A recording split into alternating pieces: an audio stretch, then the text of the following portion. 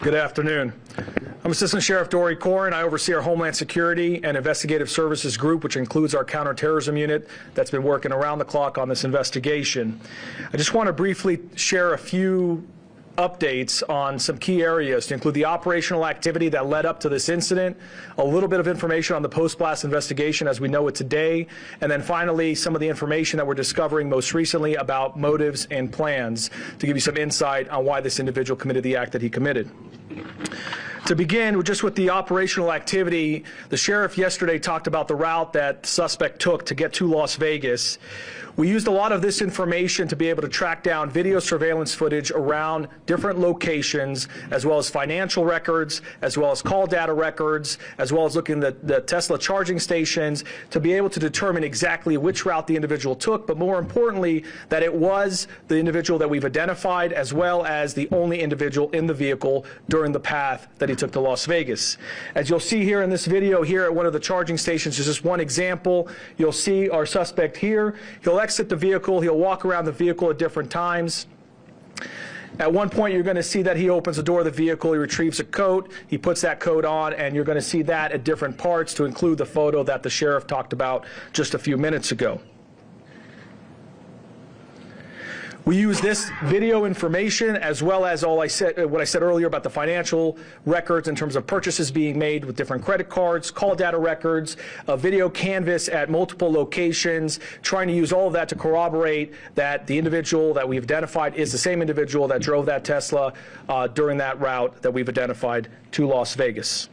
In addition to that, we also talked about the phones that were recovered. There were 2 phones that we recovered from the vehicle. Both phones were damaged.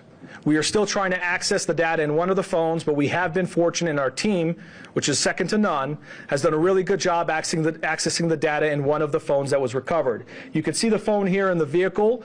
It's very burnt from the outside. You can see another image here. But we're able to take this phone and be able to extract the data using a variety of different tools. And in that, we've identified a variety of information, but one thing in particular is there was an application in there that the suspect used to take notes. In that application, one of the notes is titled Surveillance Log by the Suspect. It appears to be more of a journal of activity. It dates for about 10 days leading up to the incident, from December 21st to December 31st of this past year. In that surveillance log, or as we would like to call it, a journal, because it's more of a diary of activity that he's conducting, we identify multiple locations that match what we have in the route. We identify activity that we've matched. So, for example, him purchasing firearms, him purchasing camping equipment or other types of equipment that were used in this incident matched what our data showed in terms of the route and the video surveillance we were recovering along that route. Beyond the operational activity, I want to also get a little bit into the post-blast investigation. So make no mistake, this is a suicide vehicle-borne improvised explosive device, or short, it's a suicide VBID.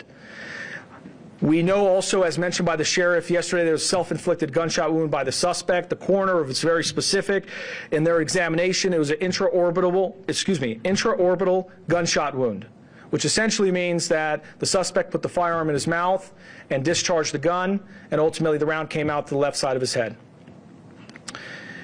In addition to that, in terms of our assessment of the post-blast to confirm that he's the only individual involved and the only individual in the vehicle, we did a variety of video and photo comparisons to match the clothing. So if you look here, for example, this is a video in Las Vegas, and you're going to see in a moment here where he parks the Tesla truck, he comes out, and you're going to see some descriptive clothing that matches some of the other video that we've recovered along the route. Please keep in mind, this is a very extensive investigation, so there's a lot of content for us to review and examine. We're just showing examples and samples as we get them. There's more information as we go through it. But in this video, you can see even the distinctive jacket that he is wearing in that vehicle.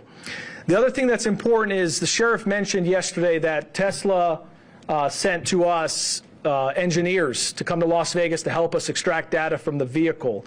Thanks to their support, we were able to extract an SDMI chip from the Tesla vehicle, and Tesla was able to confirm to us using the data from the vehicle that the vehicle was not in full self-driving mode at any time during this incident. Finally, the last category just to touch on is motive, which I know everyone is very eager to try to understand and be able to explain what happened. I'll reiterate what the sheriff said is we still have a large volume of data to go through and a lot of content to go through. As you know, with any one of our devices, there's thousands, if not millions, of videos and photos and documents and web history and all of those things that need to be analyzed. But with that, just as a preview for as we get information, we're trying to be as transparent as possible.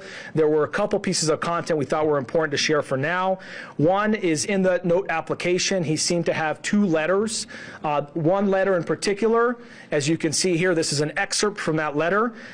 He says, fellow service members, veterans, and all Americans, time to wake up. We are being led by weak and feckless leadership who only serve to enrich themselves. He goes on to explain a variety of other grievances and issues, some political, some personal, a variety of other things which we will do our best to release very quickly here. But then there's a second letter where there's some more excerpts. This one seems to be dated after the fact in that notes application. And in there, you can read a couple of the excerpts. We are the United States of America, the best country, people to ever exist. But right now, we are terminally ill and headed towards collapse. This was not a terrorist attack. It was a wake-up call. Americans only pay attention to spectacles and violence. What better way to get my point across than a stunt with fireworks and explosives?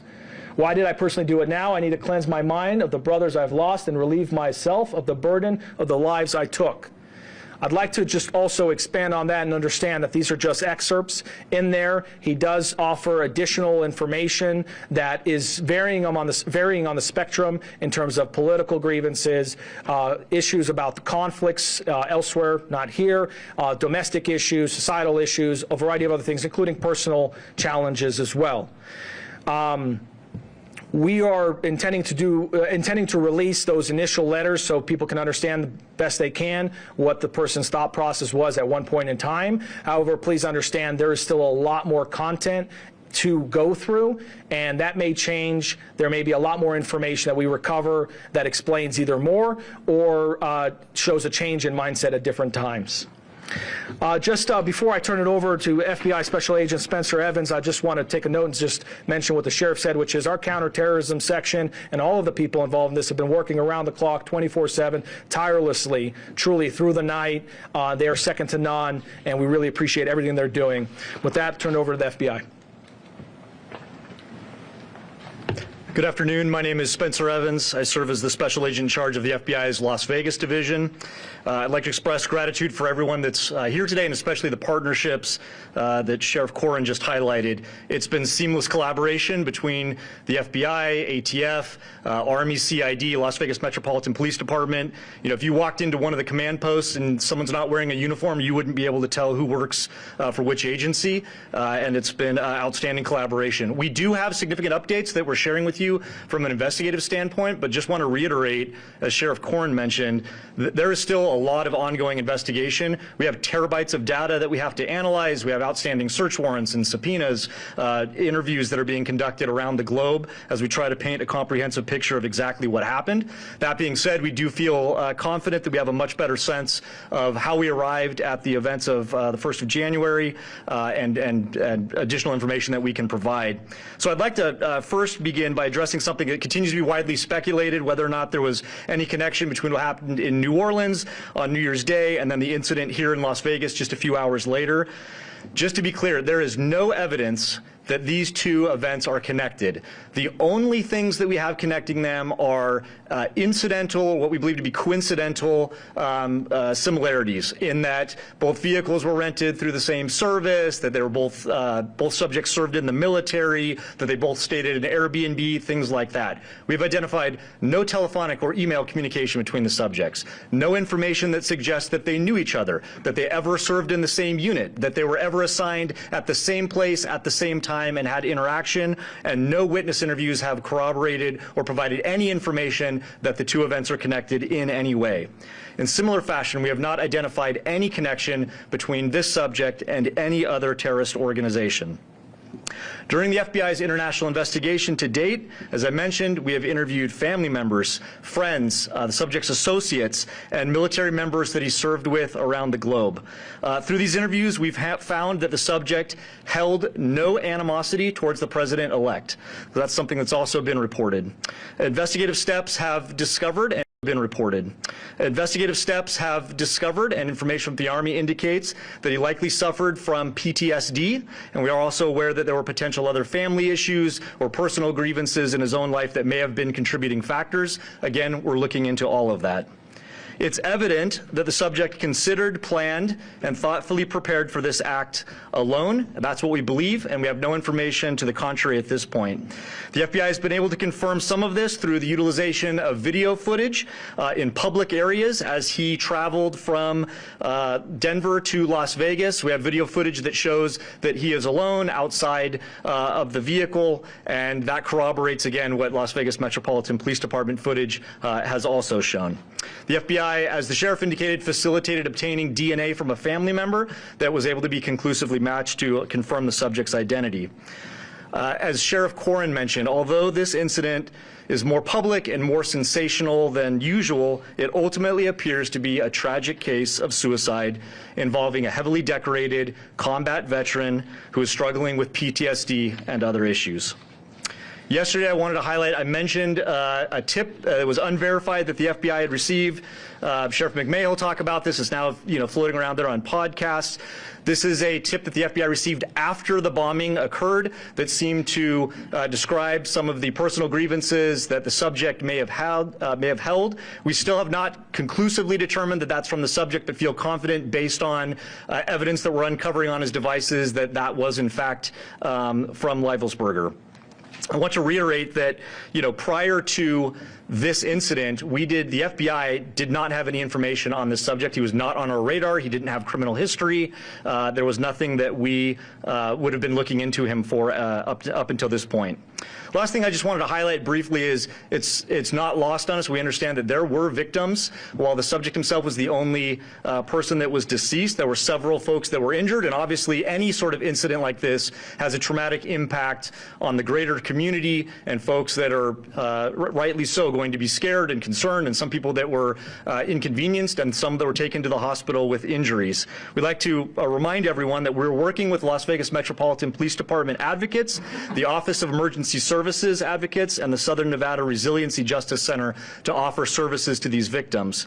We recognize that there may be victims that are yet unidentified, so for those that might be suffering or otherwise impacted, we'd ask you to reach out to the FBI at 1-800-CALL-FBI, and in similar fashion, as we reiterated yesterday, anyone who has tips related to the subject or this particular incident, please call us at 1-800-CALL-FBI or submit a tip online at tips.fbi.gov.